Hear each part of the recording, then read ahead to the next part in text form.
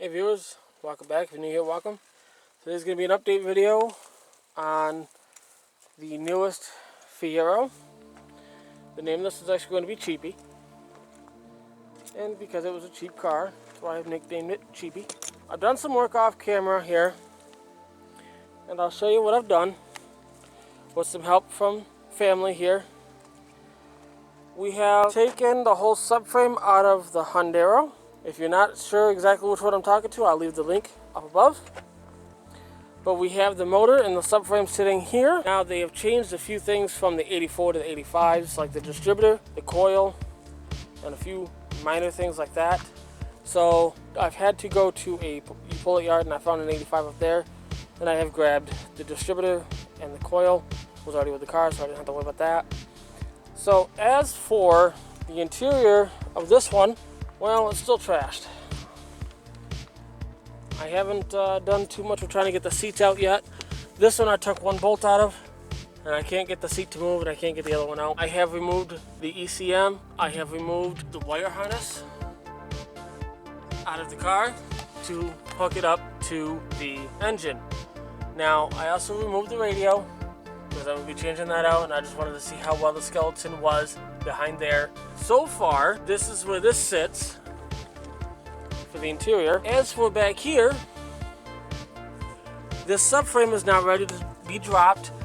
I used some gunk engine degreaser just to see kind of what that's going to look like and how well it's going to work. It actually works really well. All the hoses are somewhat decent, so I'm not going to worry about changing those.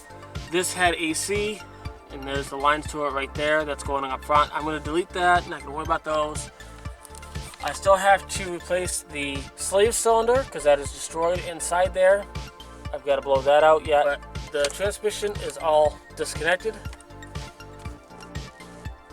So this subframe will be being dropped out. We've got to figure out how we're going to lift the car without damaging the body, because with that one we lift it with a nylon strap, and it decided to bend this section here in because I put it toward the center.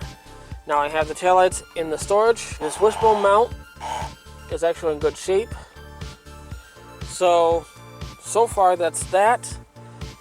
My hypothesis on what was going on to the other engine, I think they blew the head gasket and decided to try to do that and realize, well, this engine is not worth it because of whatever reason, and they pulled the motor. Now, this door handle does not work right, so I'm going to do it a special way. So I'm going to pop the deck lid here, and I'm going to show you guys some things under here that is, lack of a better way of saying it, absolutely disgusting. That is inside the coolant reservoir under the hood here. That is nasty. Now, as for this radiator cap, this does not look that great either. Looks like to me somebody tried to seal the head gasket with some stop leak or head gasket sealant. So I'm going to end up replacing that. I'll try to clean this out.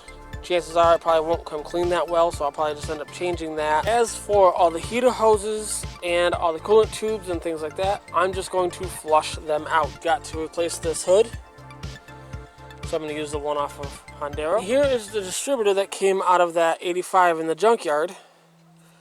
The unfortunate thing is, amongst us trying to get the cap off last night and the rotor off, this shaft got slightly bent.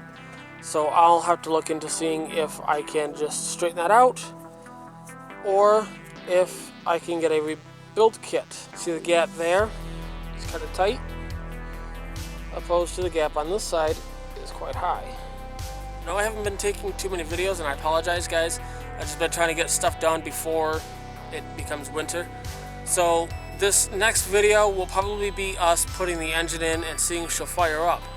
I am going to end up taking the gas tank out of that one over there because I know that gas tank is good, and same with the fuel pump. I hooked this car to power, and unfortunately the pump did not come on, which kind of is a good thing because there's no gas lines hooked up to anything. But I didn't hear the fuel pump come on, and I didn't see much happen with the gauge cluster. So I do have another gauge cluster out of the pull-it yard, out of that 85 up there. So guys, stay tuned. There will be more coming, and again, I am so sorry I haven't been making videos. It's just been getting shorter on daylight, and well, the weather up here in New York has not been that great. So guys, if you like the video, like, share, subscribe, and I'll see you guys in the next video.